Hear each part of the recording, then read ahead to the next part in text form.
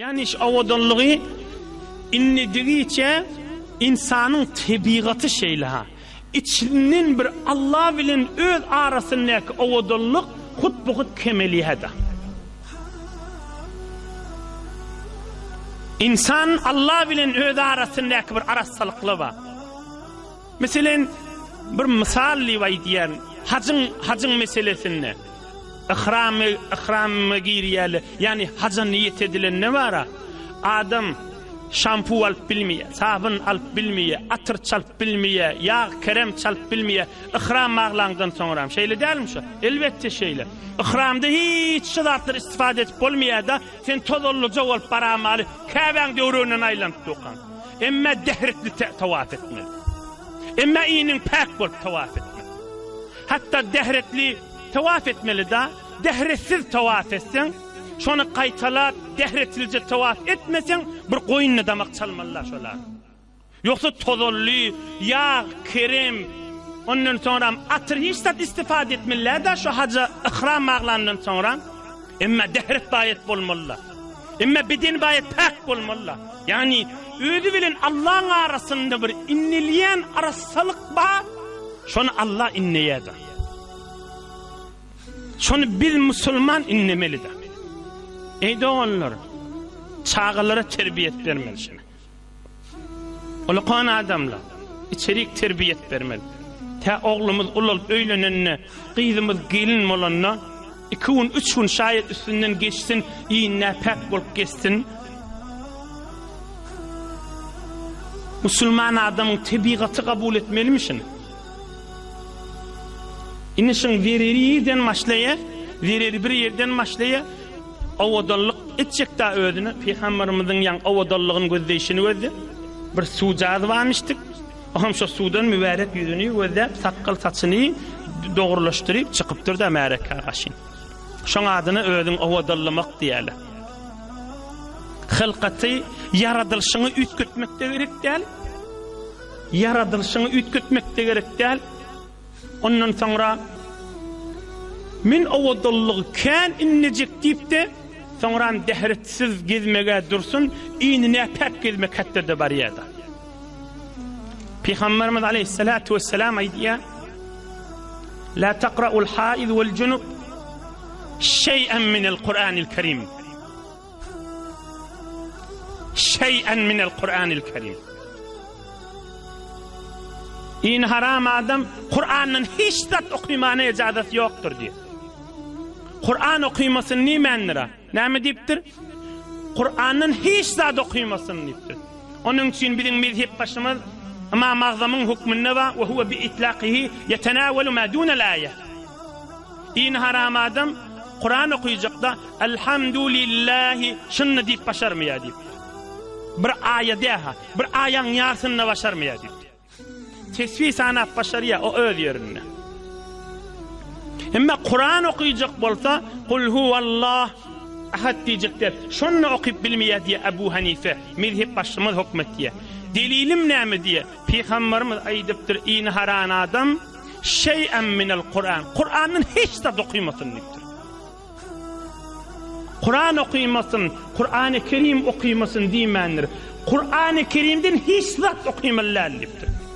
Yani dinin ehemmiyet beriyen zadını vezde İslam Allah'ın isteyen zadını bir muhim tutmalı zindagide.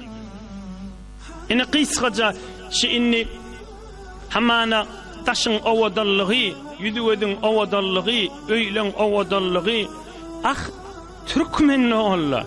Adamların ahlakının da avodallığı bir azıcık sürüp alıp gitti mi eve? Adamların malları, öyleri bereketli olmağı bir azıcık sürüp alıp gitti mi? Ya adamların yürük caylaşmakları bir mi övrek süyüştü mi? Onun delili neymişsin süyüşmeye? Yankı bereket yok da. Ya iğne haram gediliye, ya dehretilce gedilene, ya tesbih tanalana, Kur'an okulana, yönü daşın avodallığı da, o da için haraplaya, daşı caceklik, için mözcüklüğü arttırıyor, Türkmenin aytyanına. Şimdi Peygamberimizin 62. yaşındaki kıyska vaka girmekak ehemmiyetimiz, fikrimizin agramını, Allah muhim diyen zadyny, din muhim diyen zadyny awdallıkda, arassalıkda şoňa bermek iki dünya abatlyktır. Imme özüňden halk diýip, millet diýip, kanalla diýip, tilgiramla diýip, onuň menen agdyny ökönmül, onuň menen gelşigini ya awdallaýşyny görüpdi, oň agdyny ökönmek, kösenmek, öz arameşiň behem vurmak, özüň merid etmek. Ey cemaatlar, bilginanylar ba, ahunjan biz merid bolupdyr. Haklymyzdan çaşyp barýar. Ýyly bir gezek öýüň serwislerini çalşyrmasak, ýyly bir gezek öýüň serwisini ütketmesek öýümizde ýaşap bilemek diýe. Etjek däl ýaşadyr şunu ýaşajak, harap da bolanak diýe, köňelenak dem diýe. Veswas bolupdyr diýe. Bäde azbet şo bernama giýirtirlerdi. İnsan öýdüni azyjyk awdallykdan çyryp, waswas edip 1 saat, 2 saat aynaň öwünde durup, ahire zordan hiyabana çıkıp yeni öýe gelip merid bolmasızlykda. Eştensiňiz ýaşullar gowy bilýändir. Gadim adamlar näme diýänmişdi? Gadim türkmen aýtýanmışdy. Aynan kan ödüsüň dälýärsiň diýänmişdi. Men öz gulagym menen 90 ýaşyndaky ýaşuly 10 ýyl 15 ýyl menden ozalaşdy.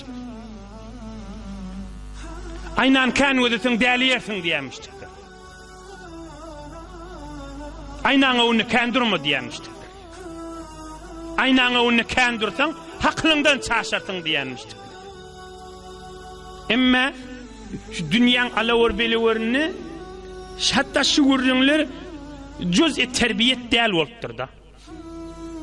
Yani näme bu sadece belli zatda her kim hakly we huşy we homur gurrun etmek gerek ki diýilajak da. Yani kafirler Peygamberimiziň zamanyna sahabalar maskara etýärmişdikler da. Näme diýärmişdik? Muhammedi öre diýärmiş aleyhissalatu vesselam. Bular musulmanlara däşýetmeni öwretýäri bular diýärmişdik. Eýni şep hadisde gelipdir da. Bular sınjany öwretýäri muny öreňe diýärmişdik. Elbette istinjan edebi kan. Arassalyga öwretýär Rasulullah aleyhissalatu vesselam. Şu mahalda bir adam işte, näme güýmenipdi, aynaň öňünde durmany gördiň etýäňim diýer. İnsanlaryň haramışynyň gördiňi.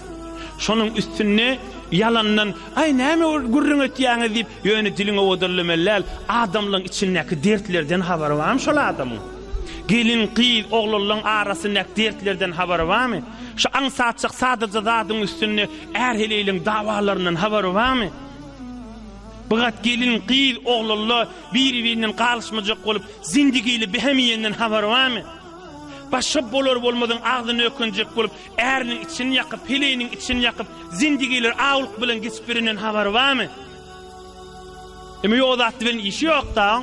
Elini kursagyna tutyp, haman fat aýp tapmalyna. Siz näme gördiňiz diýetiňiz, diýjek taşıma halşyny gördi. Näme halkyň derdi bilen işi ýok. Adamlaryň arameş behem urup berişmen işi ýok. Hewrede gowy bilýär. Öz içertini gözläp görsün. Öz qiýdiýa, oglyýa, denatiýa özi. Aynaň öňünde waswas bolup, günmegün beterlik bolup barýarlygini.